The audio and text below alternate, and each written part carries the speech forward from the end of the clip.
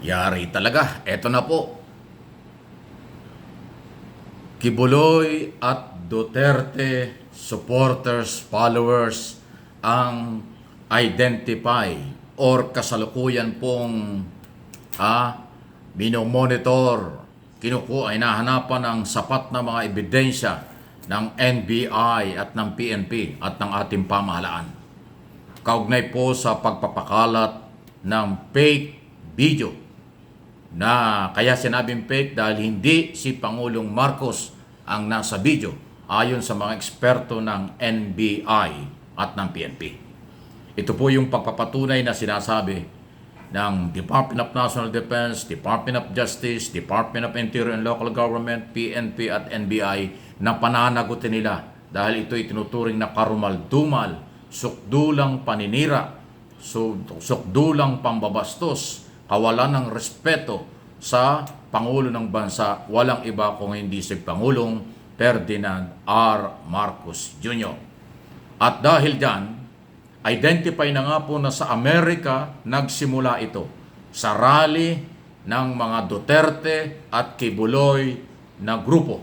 Dahil yung rally po sa LA, California, ang mga nandoon ay mga member, hindi man lahat, mga member po ni Kibuloy, yung Kingdom of Jesus Christ, ang kanilang audience doon at iba na mga taga-California.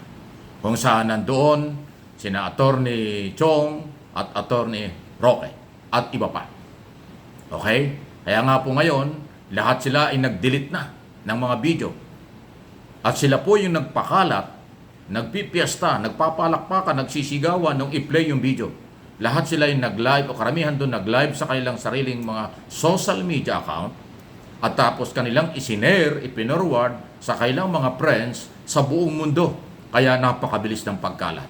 At yan po ang iniisa-isa. Inuulit ko, identify na po ng NBI, ng pulis at ng ating pamahalaan, pangkalahatan na grupo ng DDS, DS, yung Kibuloy at Duterte followers ang gumawa or nasa likod ng pagpapakalat. Kasi hindi naman ito gagawin ng grupo ng Dilawan. Hindi naman ito gagawin ng Marcos loyalist, ng Marcos supporters, at ng matitinong Pilipino o yung silent majority. Talagang malinaw na yung mga galit kay Marcos, hindi matanggap si Pangulong Marcos, galit sa gobyerno, at maaaring may kinalaman sa destabilization, sabi nga ni Secretary Teodoro, ang nasa likod nito. Kaya yung grupong yan ang tinutumbok dyan. Kaya yung pong ating mga followers, subscriber at mga viewers, huwag na po kayong mag-forward ng mga video yan para hindi kayo masama. Enough na po yung nakita ng marami.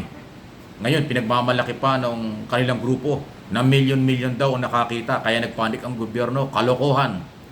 Hindi lahat ng nanood doon naniwala. Natural papanoodin yan. Kasi Pangulo ng Bansa ang inyong inaakusahan eh. Kaya anti-Marcos, pro-Marcos o anumang sektor ay nanood yan. Kaya maraming nanood. Kaya milyon-milyon ang nakakita.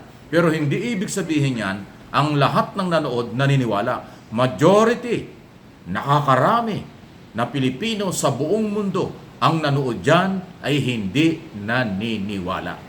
Kasi pinagmamalaki po ng mga vlogger nila. Kaya doon nagpanik ang gobyerno kasi napakaraming nanood. Ay natural. Walang problema doon. Pero hindi ibig sabihin nanood, naniwala. Inuulit ko. Ikaw ba pag nanood ng isang video, naniniwala ka na? Hindi di ba? May sarili kang desisyon kung maniniwala ka o hindi. Kaya itinuturing ko sa akin pong analysis at opinion, majority ng nanood doon hindi naniniwala. Hindi basihan madaming nanood, nagpanik ang gobyerno. Hindi po yun.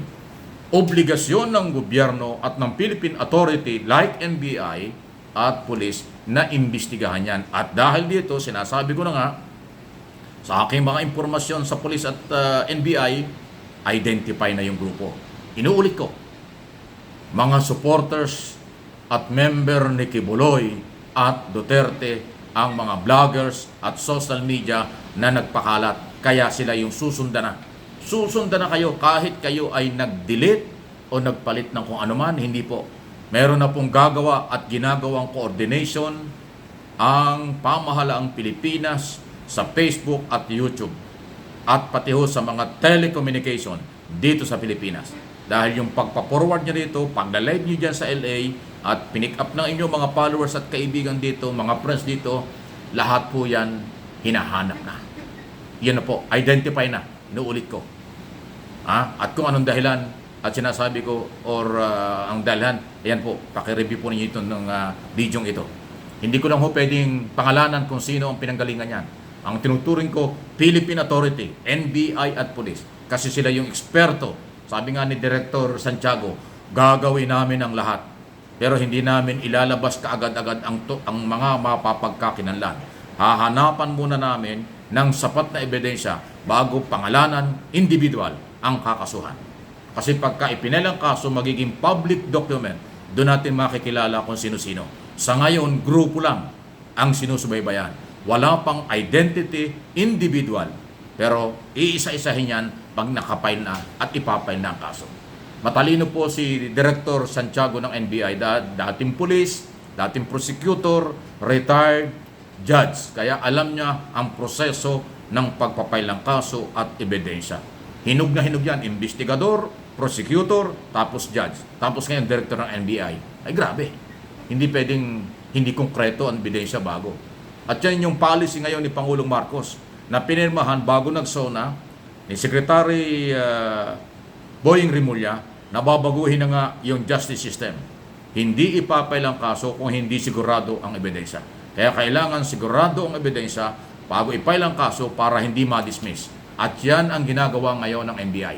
Sisiguraduhin doon sa mga identified na organization, followers at supporters ng Duterte at Kibuloy ang mga ebidensya para kayo'y kasuhan.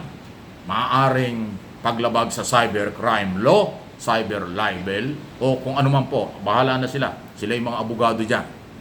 At posible, norito kasi sinabi na ho ni Secretary Teodoro na aking nagamit na rin dito sa ating channel, parte ng destabilization ng fake video, parte ng destabilization ng maraming mga maling impormasyon at paninira ng kung sino mang grupo dyan laban kay Pangulo. Kasi pagka na-justify na destabilization, another case yan. Ibang kaso yan. Marami tayong mga batas, hindi lang cyber. Marami pang batas na pwedeng ipairal ng pamahalaan. Ayaw ko nang banggitin para hindi mapag-aralan ng mga abogado nyo kung mga pwedeng kasuhan. Kaya po, inuulit ko, kahit nasabi ko na sa dating mga video, hindi sapat na kayo ay nag-delete ng inyong mga accounts at ng inyong mga video yan. Matitrace pa rin yan dahil Philippine government ang complainant. Philippine government ang makikipag-coordinate sa lahat ng international at national telecommunication company para ma-identify kung sino-sino kayo. Ayan Hindi ko nababanggitin ang iba pang detalye. Dahil nagiging operational matter na po yan ng ating mga otoridad. Ang in-identify ko lang ay yung mga organization o grupo na siyang sinusundan ng mga otoridad. Like lang po please ang ating mga video. Yung mga hindi pa ho natin followers, supporters, subscriber, mag-subscribe po kayo. Tutuloy natin ito. Babantayan natin ang mga pasaway.